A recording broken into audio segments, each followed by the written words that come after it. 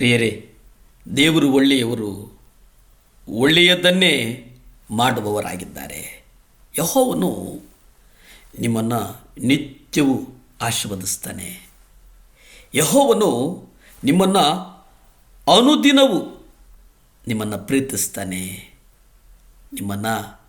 ನಿಮ್ಮ ಆತ್ಮವನ್ನು ತೃಪ್ತಿಪಡಿಸುವವನಾಗಿದ್ದಾನೆ. ಯಾಕಂದರೆ ಆತನಿಗೆ ಸ್ವಾರ್ಥವಿಲ್ಲ. ಆತನು ಸ್ವಾರ್ಥವಿಲ್ಲದೆ ನಮ್ಮ ಅಗತ್ಯಗಳನ್ನು ಪೂರೈಸುವವನಾಗಿದ್ದಾನೆ ಎಂಬುದಾಗಿ ಯೆಶಾಯ ಪತ್ರಿಕೆಯಲ್ಲಿ ನಾವು ನೋಡ್ತೇವೆ. ಅದು ಯಾವಾಗ ಅಂತಂದರೆ, ದೇವರು ತನ್ನ ಚಿತ್ತವನ್ನು ಈಗಾಗಲೇ ಪ್ರಕಟಪಡಿಸಿರತಕ್ಕಂಥ ಕ್ಷೇತ್ರಗಳಲ್ಲಿ ನಾವು ವಿಧೇಯರಾಗಲು ಸೋತರೆ, ಬೇರೆ ಕ್ಷೇತ್ರಗಳಲ್ಲಿ ಆತನು ನಮಗೆ ಮಾರ್ಗದರ್ಶನವನ್ನು ಮಾಡ್ತಾನೆ ಅನ್ನುವುದನ್ನು ನಾವು ಗಮನಿಸಬೇಕಾಗ್ತದೆ. ಆ ಮಾರ್ಗ ಏನಪ್ಪ ಅಂತಂದರೆ, ದೈವಿಕವಾದಂಥ ಒಂದು ಮಾರ್ಗದರ್ಶನ, ದೈವಿಕವಾದಂಥ ಒಂದು ಮಾರ್ಗದರ್ಶನ ನಮ್ಮನ್ನು ನಡೆಸ್ತದೆ. ಈ ದೈವಿಕವಾದಂಥ ಒಂದು ಮಾರ್ಗದರ್ಶನದ ತತ್ವ ಸಾರಗಳನ್ನು ನಾವು ಧ್ಯಾನಿಸುವುದಾದರೆ, ಒಬ್ಬನಿಗೆ ದೊರಕಿರುವಂತೆಯೇ ಆ ಬೆಳಕನ್ನು ಆತನು ಅಲಕ್ಷ್ಯ ಮಾಡಿದರೆ ದೇವರು ಮುಂದಿನ ಬೆಳಕನ್ನು ತೋರಿಸೋದಿಲ್ಲ. ಅದಕ್ಕೆ ನೀವು ಒಂದು ಹೆಜ್ಜೆಯಿಂದ ಮುಂದೊಂದು ಹೆಜ್ಜೆಗೆ ಹೋಗುವಾಗ ನೀವು ಬೆಳಕಿನ ಕಡೆ ನಡೆಯಬೇಕು.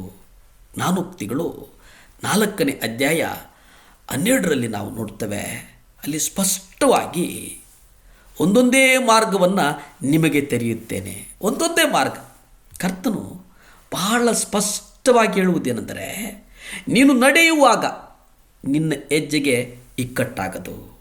ದೇವರು ಜ್ಞಾನೋಕ್ತಿಗಳು 4:12ರಲ್ಲಿ ಹೇಳ್ತಾರೆ, ನೀನು ನಡೀತೀಯಲ್ಲಪ್ಪ, ನೀನು ನಡೆಯುವಾಗ ನಿನ್ನ ಹೆಜ್ಜೆ ಇಕ್ಕಟ್ಟಾಗೋದಿಲ್ಲ, ನೀನು ಓಡುವಾಗ ಮುಗ್ಗರಿಸುವುದಿಲ್ಲ ಎಂಬುದಾಗಿ ಕರ್ತನು ಹೇಳ್ತಾನೆ.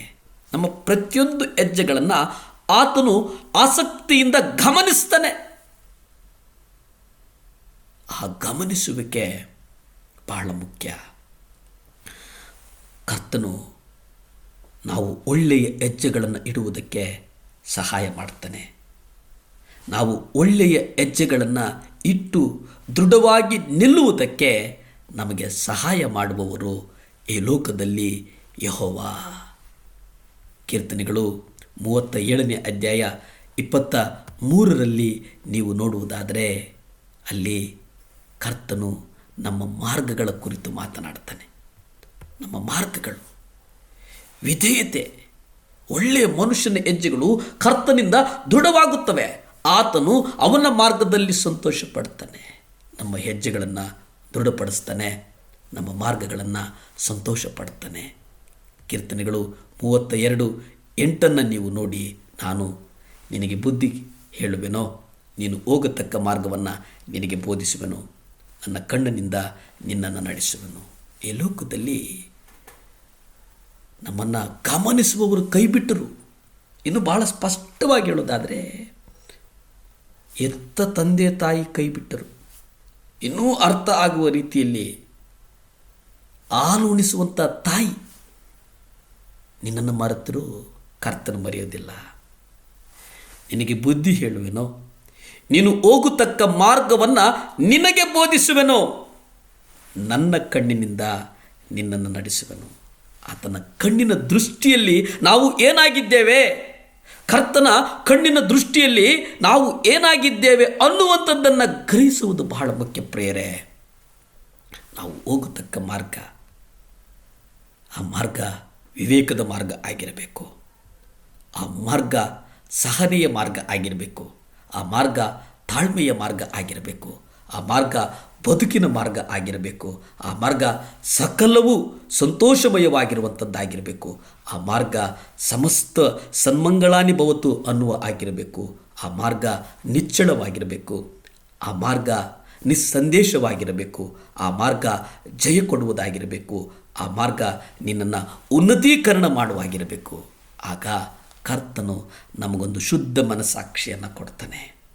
ಆ ಶುದ್ಧ ಮನಸ್ಸಾಕ್ಷಿ ನಮ್ಮನ್ನು ಆಶೀರ್ವದಿಸ್ತದೆ. ಪ್ರಾರ್ಥಿಸಿಕೊಳ್ಳೋಣ.